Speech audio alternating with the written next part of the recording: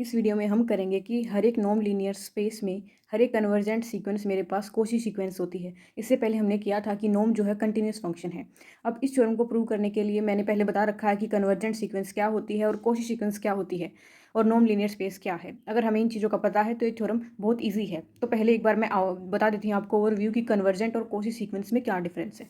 अगर हम कन्वर्जेंस की बात करते हैं तो किसी भी एक एप्सिलन के लिए एक positive integer n naught exist करेगा इस तरीके से कि जो सीक्वेंस एक्स एन मेरे पास एक्स में कन्वर्ज कर रही है उन दोनों के बीच का डिफरेंस जो है लेस देन समथिंग एप्सिलन। यहाँ पर कुछ भी हो सकता है। यहाँ पर हमने क्वेश्चन की डिमांड की वजह से यहाँ पर एप्सिलन बाई 2 ले रहे हैं for all n greater than equal to x n naught. मतलब क्या है कि जो एक्स एन का डिफरेंस एक्स के साथ कुछ टर्म्स के बाद, जैसे कि यहाँ पर अगर एन स्टार्ट हो रहा है तो इस टर्म को छोड़ के इसके बाद जो है एक्स एन का डिफरेंस एक्स के साथ जो है ना वो बहुत कम होता जा रहा है। ये होता है मेरे पास कन्वर्जेंस। जबकि हम कोही सीक्वेंस की बात करते हैं तो हमारे पास क्या होता है, दोनों सीक्वेंस की आपस में टर्म्स के बीच का डिफरेंस कम होना स्टार्ट हो जाता है। इसको हम बोलते हैं कोशी सीक्वेंस। तो अब हमारे क्वेश्चन में हमें क्या करना है, कन्वर्जेंट सीक्वेंस लेनी है नॉर्म्ड लीनियर स्पेस के अंदर, मुझे उसको कोशी सीक्वेंस प्रूव करना है। इसको हम कैसे प्रूव करते हैं, देखिए मैंने मान लिया कि जो n है with respect to something norm एक नॉर्म लीनियर स्पेस है। मुझे गिवन क्या है कि एक्स एन कोई भी एक कन्वर्जेंट सीक्वेंस है इन n।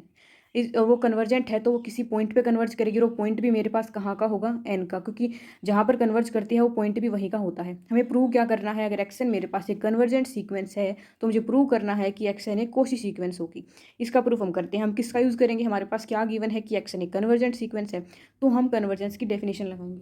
वो क्या है, अगर मेरे पास एक्स एन एक्स पे कन्वर्ज करती है तो for given epsilon greater than 0 there exist a positive integer n naught such that कि norm of x n minus x less than epsilon by 2 for all n greater than equal to n not.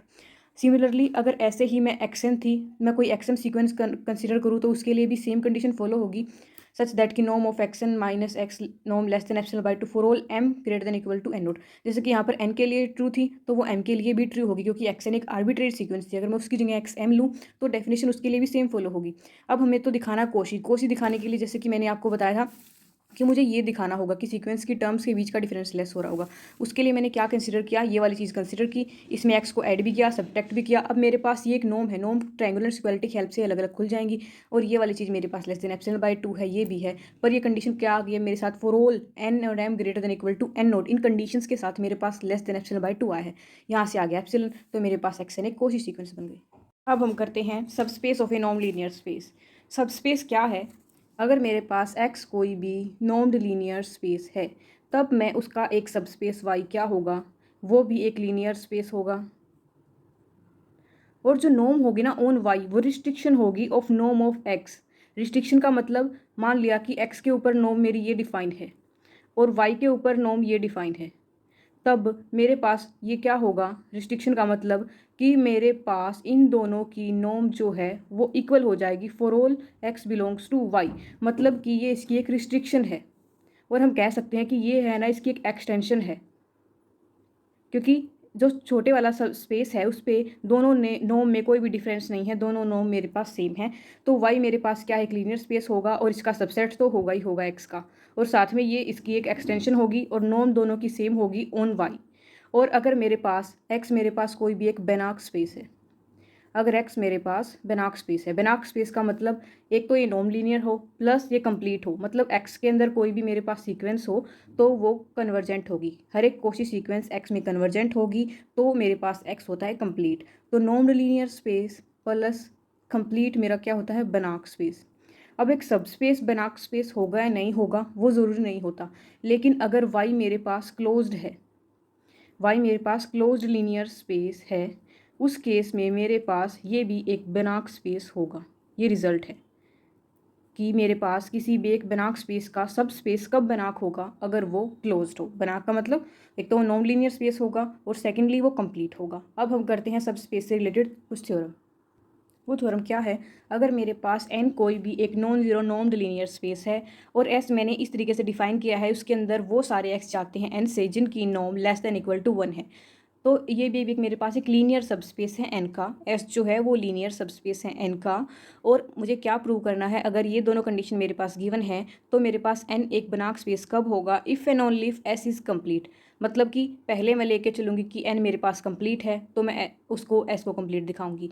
फिर मैं लेके चलूँगी कि अगर x complete है तो N को मैं बनाक स्पेस मतलब वही कंप्लीट और नॉन लीनियर स्पेस तो एन गिवन ही है। तो हम पहले मान के चल पड़ते हैं, ये तो गिवन ही है हमें कि एन कोई भी एक नॉन जीरो बेनाक स्पेस है। मुझे प्रूव करना है कि एस मेरे पास कंप्लीट है। मैंने अभी बताया कि मुझे एस को कंप्लीट प्रूव करना होगा। In order to show that s is complete what we have to show that every Cauchy sequence in s is convergent. तो फिर हमने मान लिया कि एक्सन कोई भी एक कोशी सीक्वेंस है इन एस के अंदर, तो मुझे उस कोशी सीक्वेंस को बस कन्वर्जेंट दिखाना है इन एस, क्योंकि जिस स्पेस की सीक्वेंस होती है उसी स्पेस में वो कन्वर्जेंट करती है। लेकिन मेरे पास कुछ गिवन भी है तो मुझे गिवन कंडीशंस का भी यूज़ करना है। मेरे पास क्या गिवन है कि एन मेरे पास एक नॉर्म्ड लीनियर स्पेस है और प्लस में वो कंप्लीट भी है क्योंकि बनाक स्पेस गिवन है। अब मेरे पास ये क्या हमने मानी थी कि एक्सन कोई भी सीक्वेंस है इन एस के अंदर। अब एस तो मेरे पास क्या है, सब स्पेस है एन का, तो एन के अंदर कंटेन होगा। अब एन मेरे पास कैसा है, कंप्लीट। तो इसका मतलब मेरे पास एक्सन जो भी एक कोशी सीक्वेंस थी एन में, तो एन तो मेरे पास कंप्लीट था। इसका मतलब एक्सन क्या होगी, कन्वर्जेंट इन एन, क्योंकि एन मेरे पास क्या है, एक normed linear space that is complete. और मेरे पास देखिए ये एक्सन मैं लेके चली थी सीक्वेंस है एस की, बट एस कंटेन है एन के अंदर, तो मेरे पास ये एक्सन सीक्वेंस किस में चलेगी, एन में। लेकिन ये तो मुझे कंप्लीट गिवन है। अब कंप्लीट गिवन है इसका मतलब क्या है कि इसके अंदर आप चाहे कोई भी कोशी सीक्वेंस ले लो वो कन्वर्जेंट होगी इन दैट स्पेस। इम्प्लाइज मेरे पास क्या आ गया कि ये मेरे पास एक्सन जो भी एक कोशी सीक्वेंस थी, ये मेरे पास एक कोशी सीक्वेंस थी, ये मुझे क्या मिल गई, इज़ कन्वर्जेंट। किस में कन्वर्जेंट, इन एन। इतना तो मेरे पास आ गया। लेकिन मुझे क्या शो करना है कि एक्स एन मेरे पास एक कन्वर्जेंट सीक्वेंस है इन एस के, मुझे एस के लिए मुझे शो करना है। तो एस के लिए हम क्या काम करते हैं, देखिए इतना तो हो गया कि मेरे पास एक्स एन कन्वर्जेंट होगी एन के लिए।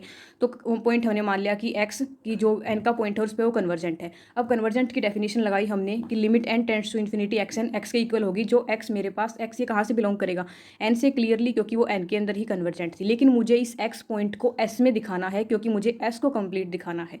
देखिए मैंने लिखा भी हुआ, but we want to show that the point in s, so now we will prove that x belongs to s. इसके लिए हम क्या काम करते हैं, हमने क्या किया, अब हाँ, कोई भी पॉइंट एस के अंदर कब जाएगा, एस मैंने क्या डिफाइन किया था, एस के अंदर वे वेक्टर जाते हैं जिनकी norm less than equal to 1 है।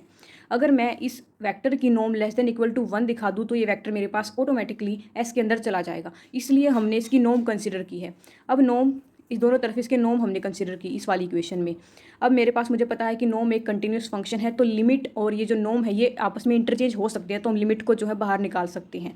अब ये वाली चीज़ मेरे पास किसके इक्वल है, क्योंकि अब एक्सन मेरे पास कहाँ से है, एक्सन एस के अंदर बिलोंग करती है। एस के अंदर कौन सी सीक्वेंस है जिनकी norm less than equal to 1 है, तो डेफिनेशन लगा दी, एक्सन मेरे पास एस से थी, एस से थी, इसका मतलब उसकी norm less than equal to 1 है। और ये इंडिपेंडेंट ऑफ एन है, तो लिमिट आप चाहे लगाओ ना लगाओ ये 1 ही रहेगा। इसका मतलब उस वेक्टर की norm less than equal to 1 आ गई for all x belongs to n, implies मेरे पास एक्स एस से चला गया। सो एस कैसा बन गया मेरे पास, कंप्लीट। अब हम करते हैं इसका कन्वर्स पार्ट। अब कन्वर्स पार्ट में मैं क्या लेके चलूँगी कि मेरे पास एस कंप्लीट है और मुझे एन को बनाक स्पेस दिखाना है। बनाक स्पेस दिखाने का मतलब कि एन मेरे पास एक नॉर्म्ड लीनियर स्पेस है प्लस कंप्लीट है। नॉर्म लीनियर स्पेस तो मुझे गिवन ही है, तो मुझे बस एन को एक कंप्लीट स्पेस दिखाना होगा जब मुझे क्या गिवन है कि एस मेरे पास कंप्लीट है। इसके लिए देखिए हमने मान लिया कि एस मेरे पास एक कंप्लीट लीनियर स्पेस है एन का। हमें शो करना है कि एन जो है बनाक स्पेस है, मतलब कि कंप्लीट नॉर्म लीनियर स्पेस है। नॉर्म लीनियर स्पेस गिवन है तो बस कंप्लीट करेंगे। अब कंप्लीट प्रूव करने के लिए हमें क्या करना होगा, हम कोई भी एक कोशी सीक्वेंस लेंगे एन के अंदर और उस कोशी सीक्वेंस को हमें कन्वर्जेंट दिखाना होगा एन के ही अंदर। अगेन मैंने फिर, मुझे पता है कि मेरे पास एस कंप्लीट है, तो मुझे एस की भी हेल्प लेनी होगी अपने प्रूफ को करने के लिए। तो उसको यूज़ में लाने के लिए मैंने वाई एन एक सीक्वेंस डिफाइन की, किसकी हेल्प से, जो एन की सीक्वेंस थी एक्स एन, इस तरीके से कि वाई एन किसकी इक्वल है, x one upon norm of x n. अब मैं क्या प्रूव करूँगी कि ये वाई एन जो है ना एस की सीक्वेंस है। अब एस तो मेरे पास कैसा था, कंप्लीट था, इसका मतलब उसके अंदर हर एक कोशी सीक्वेंस कन्वर्जेंट होगी। इसका मतलब क्या है, ये वाई एन भी कन्वर्जेंट होगी। वाई एन के कन्वर्जेंट होते ही हम इसका यूज़ करेंगे क्योंकि वाई एन की वैल्यू यही है। यहाँ से फिर हम थोड़ा सा और मॉडिफाई करके हमारा रिजल्ट आ जाएगा। तो हम देखते हैं कि हम इसको कैसे प्रूव करते हैं। अब पहले मुझे इस सीक्वेंस को मुझे एस के अंदर दिखाना है। अब एस के अंदर कौन सी सीक्वेंस जाती हैं जिनका नॉर्म लेस देन और इक्वल टू 1 है, तो मैंने इसका नॉर्म कंसिडर किया। तो क्या होगा, norm of x n upon, अब नॉर्म पहले ही था तो ये इससे कट के मेरे पास 1 आ गया। तो एस में जाने के लिए क्या कंडीशन थी, या तो नॉर्म 1 के इक्वल हो या 1 से छोटी हो। अब मेरे पास नॉर्म जो है 1 के इक्वल आ गई, इसका मतलब वाई एन मेरे पास एस के अंदर चला गया। लेकिन मेरे पास अब हम शो करेंगे कि वाई एन एक कोशी सीक्वेंस भी है, क्योंकि एस कंप्लीट है तो क्या है कि हर एक कोशी सीक्वेंस कन्वर्जेंट है। वाई एन एक सीक्वेंस तो है जो एस के अंदर है, अब हम इसको करेंगे कोशी सीक्वेंस। अब कोशी सीक्वेंस प्रूव करने के लिए हमारे पास क्या क्राइटेरिया होता है कि कोई भी दो पॉजिटिव इंटीजर हो एन और एम, हमें उन दोनों के सीक्वेंस की टर्म्स के बीच का डिफरेंस हमें लेस देन एप्सिलॉन दिखाना होता है, या फिर हम ये दिखाते हैं कि ये जो नॉर्म है ये 0 को टेंड करी, जैसे कि एन और एम इन्फिनिटी को टेंड करते हैं। तो इसको कोशी हम कैसे प्रूव कर रहे हैं, हमने वाई एन की वैल्यू पुट की, x n upon norm of x n, ऐसे ही वाई एम की वैल्यू पुट की। अब हमें इसको सोल्व करने के लिए हमने इसके अंदर x m upon norm of x n add भी किया, सब्ट्रैक्ट भी किया। अब यहाँ से हमने norm of x n common निकाल लिया, और क्योंकि मेरे पास ये एक नॉर्म थी तो ट्रायंगुलर सिनुअलिटी की हेल्प से हमने इनको अलग अलग कर लिया। ट्रायंगुलर सिनुअलिटी क्या होती है, norm of a plus b is less than equal to norm of a plus norm of b.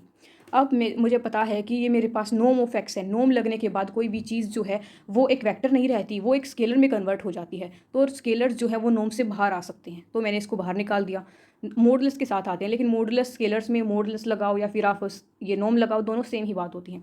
अब सेकंड वाली टर्म्स की तरफ आते हैं, इसमें स्केलर का काम कौन कर रहा है, ये वाली टर्म, क्योंकि नॉर्म लगा हुआ है ना, तो हमने इसको बस सोल्व किया एलसीएम वगैरह लेके, और फिर मुझे पता है कि ये सारा का सारा क्या बन गया, स्केलर। तो नॉर्म के अंदर से ये सारा का सारा पार्ट विद मॉडुलस बाहर आएगा, और बाहर अंदर क्या बच गया, नॉर्म ऑफ एक्स एम।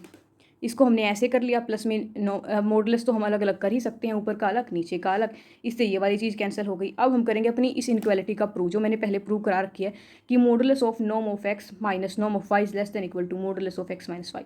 तो मॉडुलस यहाँ से हट जाएगा, और ये चीज़ क्या बन गई, 2 टाइम्स ऑफ दिस टर्म। लेकिन देखिए जैसे ही एन और एम इन्फिनिटी को टेंड करेंगे, ये वाली चीज़ मेरे पास 0 को टेंड करेगी। क्यों करेगी, क्योंकि मेरे पास क्या गिवन है कि एक्स एम मेरे पास एक कोशी सीक्वेंस है इन एन के अंदर। अब मेरे पास अगर एक्स एन एक कोशी सीक्वेंस है इन एन, तो मैं इसकी हेल्प से कह सकती हूँ कि जब एन और एम इन्फिनिटी को टेंड करेंगे तब मेरे पास ये वाली चीज़ भी मेरे पास क्या होगी, 0 को टेंड करेगी। अब जैसे ही ये वाली चीज़ 0 को टेंड करती है, तो मैं यहाँ से कह सकती हूँ कि वाई एन एक कोशी सीक्वेंस है एस के अंदर, बट एस के एस आई कंप्लीट है तो वाई एन कन्वर्जेंट होगी इन एस। तो हमने मान लिया कि वाई एन किसी पॉइंट वाई पे कन्वर्ज करती है, जो पॉइंट कहाँ कहाँ एस का है। अब हमने वाई एन की वैल्यू पुट कर दी, वो क्या है, x n upon norm of x n is equal to Y.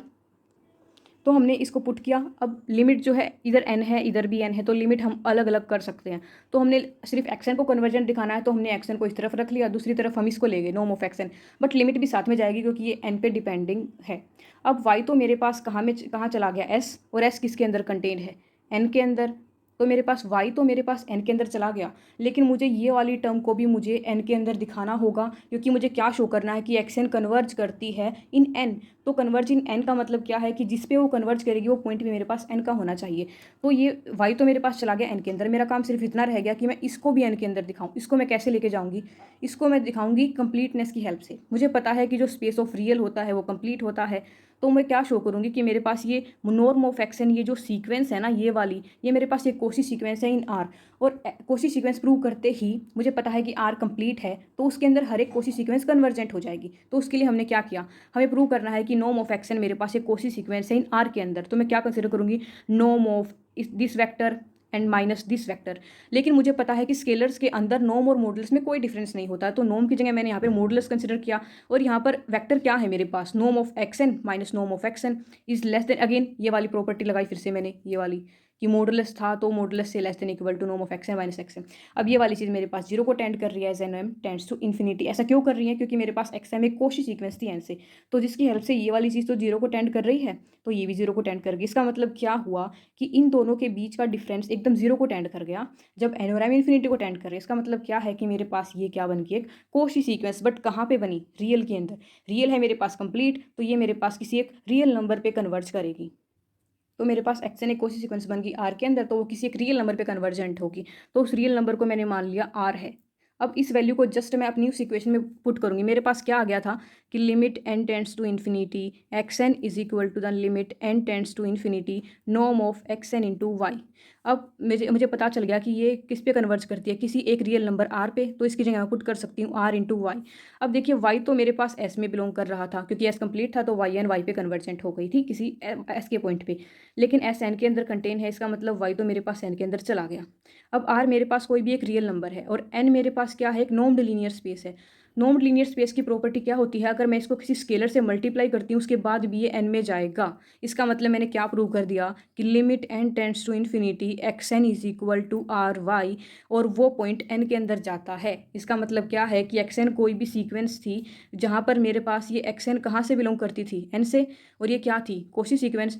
हर एक कोशी सीक्वेंस को मैंने कन्वर्जेंट दिखा दिया n के अंदर। इसका मतलब n मेरे पास कैसा हो गया, कंप्लीट, और वही मुझे प्रूव करना था।